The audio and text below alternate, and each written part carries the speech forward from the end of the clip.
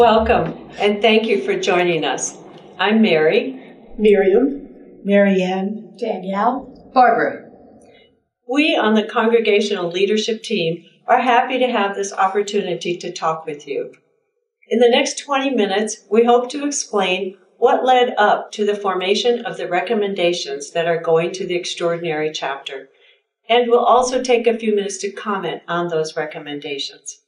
As you know, the extraordinary congregational chapter will be convened in late April in St. Louis for the purpose of setting a direction for governance across the congregation.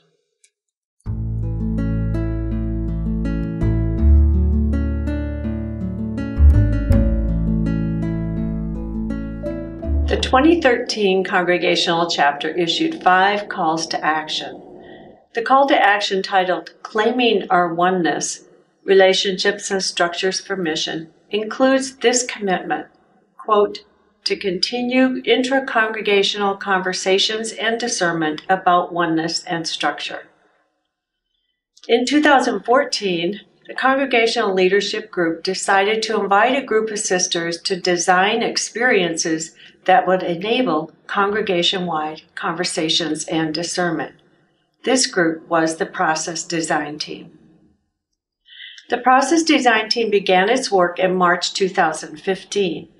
They organized their experiences according to a pattern for discernment that originated in liberation theology and is widely used today. See, judge, act. About a year ago in our congregation, we changed that middle word to reflect, so now we're saying see, reflect, act.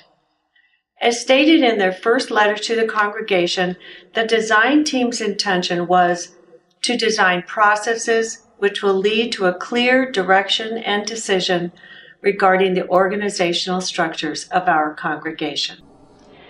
The C phase included 2 opportunities for us to think together about our current reality. First, an overview of the sisters' current and future demographics, with opportunity for discussion and feedback. And second, a film. This film was made in-house and all the speakers are our sisters. A short film that recaps the original ministries and an overview of the contemporary landscape of ministry in each of our provinces and vice provinces. That was followed by a snapshot of data regarding sisters' current ministries. The feedback from these first 2 processes and the film are all still on the congregational website. The transition period from C into the reflect phase offered 2 kinds of experiences: information about contemplative dialogue, the style of conversation to be used in the upcoming retreats, and opportunities to talk with others across the congregation through Zoom, a video conference program.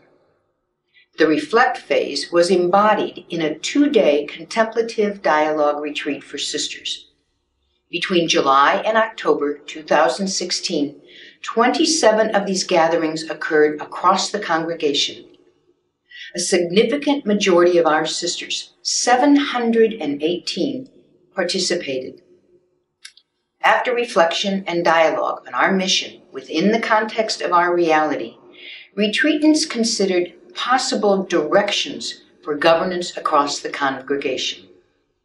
All of the feedback was collected, studied, and synthesized by the Process Design Team and was shared with the congregation.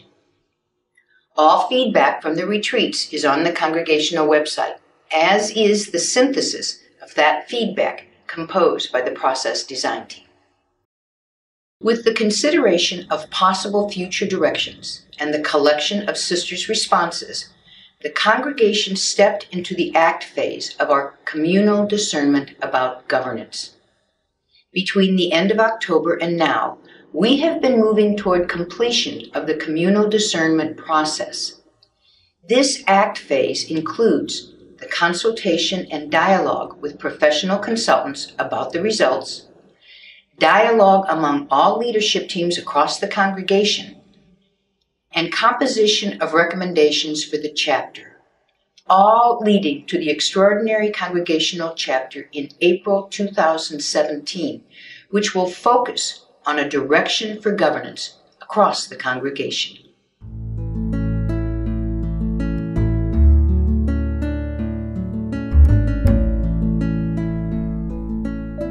Right now, we'd like to say a few things about the consultation. Then we'll move into the presentation of the recommendations that will form the agenda for the extraordinary chapter. The consultation was like a brief conversation between the Congregational Leadership Team and each sister to see where each of you was in regard to what seemed to be an emerging leaning across the congregation.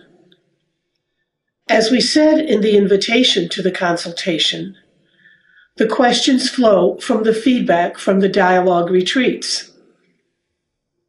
In that invitation, we wrote, based on your responses to the dialogue retreats, we, as the Congregational Leadership Team, have a sense that as a congregation, we are leaning toward greater unification. In this consultation, we are testing this leaning and hope to draw out some additional information related to broad directions for the future. The particulars and timing of a new governance structure are not yet under consideration. So we decided to test this leaning by presenting the question clearly. Where are you, each of you, with the prospect of unification? And the 7 questions that followed were intended, as we said in our invitation, to draw out some additional information about that possible direction. In the week since the consultation was sent out in early November, we have received a few questions about how we got that sense that there is an emerging leaning towards greater unification. We arrived at this shared sense during 2 days of reflection and discussion, which included 2 consultants, Dr. Peg McCarthy, the academic dean at Canisius College, who is an experienced researcher and co-editor of the book The Power of Sisterhood, a reflection on the apostolic visitation. And our second consultant, Sister Lynn Gerald, a canon lawyer who specializes in the area of religious life. All of us at the table had read all of the retreat feedback as it came into our office. We studied the synthesis of the feedback, which was composed by the process design team. The tables near the end of the synthesis represent sisters' responses to the question, which possible direction for governance appears to have the most possibility for the future of our congregation? Those narrative responses are represented here in 2 tables on page 6 of the synthesis. The commentary explains that 530 sisters responded to that question clearly. Note the significant numbers on that table for possible directions 5 and 6, which are both directions moving towards one unit. And possible direction 4 also aims toward unification, with provinces and vice provinces joining according to their need or desire. In the other table, we can see that 188 sisters were less direct in their response to this question, yet many did indicate their preference for one unit or separate units. The information here with the 2 tables combined was significant to us, especially when paired with sisters' comments about potential benefits of their preferred direction. The consultation was returned by November 11th, and Peggy McCarthy compiled the results. On November 16 and 17, we met again with Peg and Lynn Gerald, and this time Sister Catherine Rosini joined the group as a consultant. This time we studied the results of the consultation survey and worked together towards formulating recommendations for chapter. We on the congregational team met with all of the leadership teams from provinces and vice provinces in a special session of CLG during the first week of December to discuss the results of the dialogue retreats and the consultation, and to come to agreement about the recommendations that will go forward to chapter.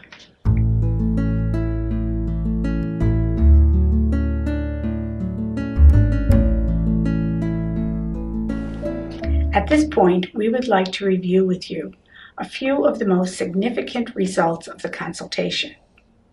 You received an overview of the consultation responses shortly before Christmas. This part of the video will focus on the results of the survey, which contributed to the shaping of the recommendations. First, 813 sisters from every unit of the congregation responded to the consultation. This in itself is significant and represents at least 74% participation of the congregation.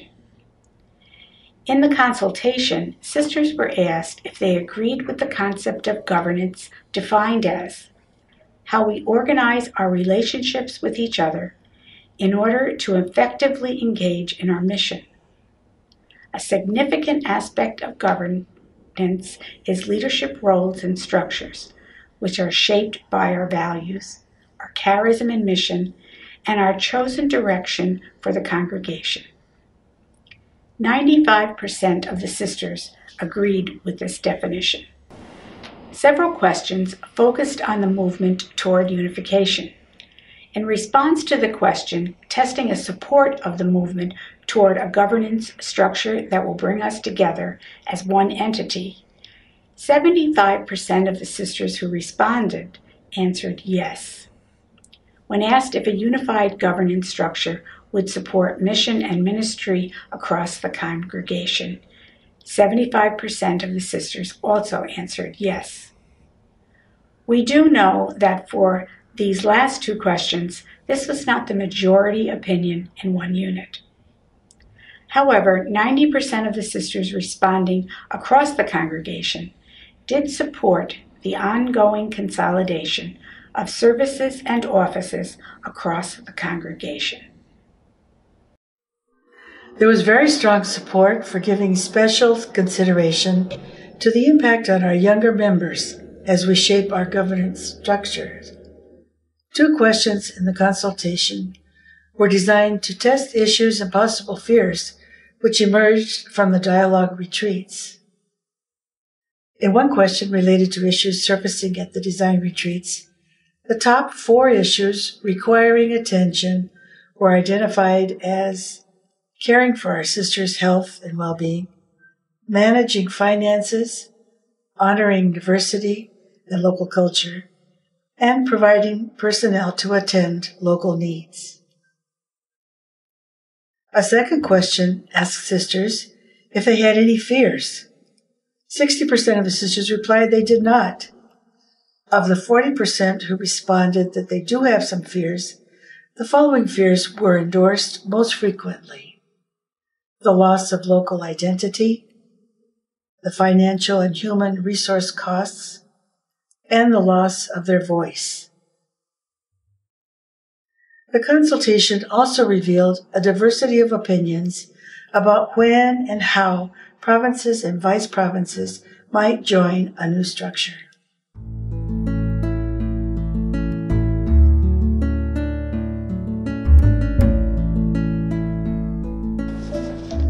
The Congregational Leadership Team, in collaboration with the Congregational Leadership Group, have formulated 2 recommendations.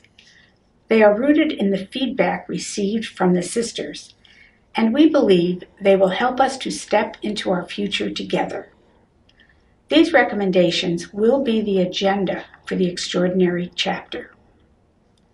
The first recommendation presents a direction for the renewal of our governance across the congregation. And here it is. We recommend that the direction for governance across the congregation be toward a simplified structure that will bring us together as a single entity. This recommendation highlights a direction, not a model. You will recall that during the dialogue retreats, we reflected on 6 possible directions for governance. They represented a range from emphasis on distinct units to emphasis on a unified governance. The feedback revealed that the possible directions which emphasize coming together were more preferred by a majority of our sisters. Notice that this recommendation does not name a particular one of those original possible directions. Rather, it names the basic idea underneath the directions which received the most support. That is, unification. This recommendation does not present a model. A model is more specific than a direction. It can be presented in a chart with descriptions of the various roles and so forth. Development of possible models would follow affirmation of this direction. This is the second recommendation. We recommend that the chapter approve the establishment of an implementation committee to develop models and processes for becoming a single entity to be addressed at the 2019 Congregational chapter. The committee will be accountable to the Congregational Leadership Team. This recommendation for implementation presents a way, if the first recommendation for a direction is affirmed, to move into implementation of a new direction for governance across the congregation. This recommendation calls for an implementation committee to work on developing models, more than one, over the next 2 years that will come to the Congregational chapter of 2019. In those 2 years, between 2017 and 2019, a direction for governance will be given a shape or structure. As this committee works on drafting models and processes, they will provide several opportunities for dialogue and consultation throughout the congregation. We also assume that in any model chosen, changes will be incremental and include ongoing evaluation and adaptation as implementation goes forward. And there will be a means of honoring any unit's desire to not join the unified structure.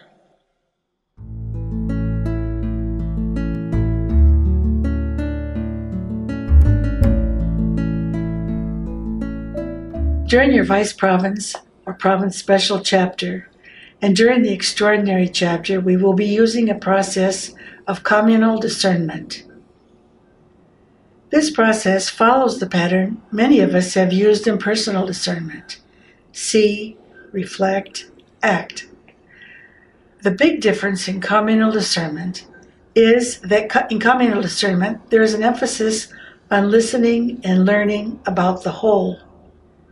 As an individual, I have to listen to everyone in the discerning group, enter their reality by listening to their desires and their concerns, and reflect prayerfully on our larger common reality and the common question before coming to a decision, which appears to be the best for the whole group, not only for me or my circle. The goal of communal discernment is a decision for action, which is always open to a new discernment as the results of the decision unfold. As you select delegates and mission them for the Extraordinary Chapter, select persons able and willing to participate in contemplative processes. Recall that these women will come to freely and actively participate in a communal discernment. On behalf of the Congregational Leadership Team, we wish to thank you for your time and attention to this important video. During the next few months, all of us will be participating in contemplative processes at our unit chapters and in the selections of delegates to the Extraordinary Chapter in April. Let us pray together for openness to the movement of God's Spirit among us.